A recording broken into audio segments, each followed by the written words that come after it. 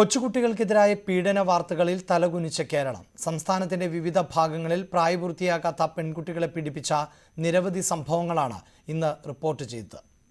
തിരുവനന്തപുരം വിഴിഞ്ഞത്ത് 4.5 വയസ്സുള്ള LKG വിദ്യാർത്ഥിനി പീഡനശ്രമത്തിനിരയായി. സംഭവത്തിൽ സ്കൂൾ ബസ് ഡ്രൈവറായ വെള്ളാർ സ്വദേശി സുനിൽ ദത്തിനെ പോലീസ് അറസ്റ്റ് ചെയ്തു. 1 മാസമായി കുട്ടി സ്കൂളിൽ പോകാൻ മടികാട്ടുകയും കുട്ടിയുടെ സ്വഭാവത്തിൽ മാറ്റങ്ങൾ ശ്രദ്ധയിൽപ്പെടുകയും ചെയ്തതിനെ തുടർന്ന് മാതാപിതാക്കൾ നടത്തിയ അന്വേഷണത്തിലാണ് പീഡന വിവരം പുറത്തായത്. കുട്ടിയെ പരിശോധിച്ച ഡോക്ടർമാർ നിരന്തരം ശാരീരിക പീഡന ശ്രമത്തിന് കുട്ടി ഇരയായതായി കോവളം പോലീസിൽ വിവരമറിയിച്ചു. തുടർന്ന് പോലീസ് സ്വമേധയാ കേസെടുക്കുകയായിരുന്നു. കണ്ണൂർ ഇരിട്ടി മുഴക്കുന്നിലെ മദ്രസയിലാണ് പ്രായപൂർത്തിയാകാത്ത പെൺകുട്ടികൾ പീഡനത്തിനിരയായത്. 8, 10, 11 വയസ്സ് പ്രായമുള്ള പെൺകുട്ടികളാണ് പീഡനത്തിനിരയായത്.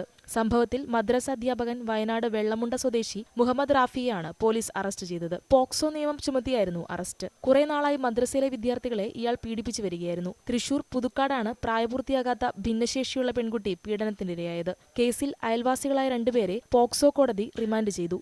പറപ്പൂക്കര പോങ്കോത്ര സ്വദേശി രാജൻ, ഇയാളുടെ മരുമകൻ രാജു എന്നിവരെയാണ് റിമാൻഡ് ചെയ്തത്. ശാരീരിക അസ്വാസ്ഥ്യം തോന്നിയ പെൺകുട്ടിയെ ചികിത്സയ്ക്ക് വിധേയമാക്കിയപ്പോഴാണ് പീഡന വിവരം പുറത്തായത്. 2015 മുതൽ ഇവർ പെൺകുട്ടിയെ പീഡിപ്പിച്ചു വരികയായിരുന്നു. വിവിധ ബ്യൂറോകൾക്കൊപ്പം ന്യൂസ് ഡെസ്ക്, News 18.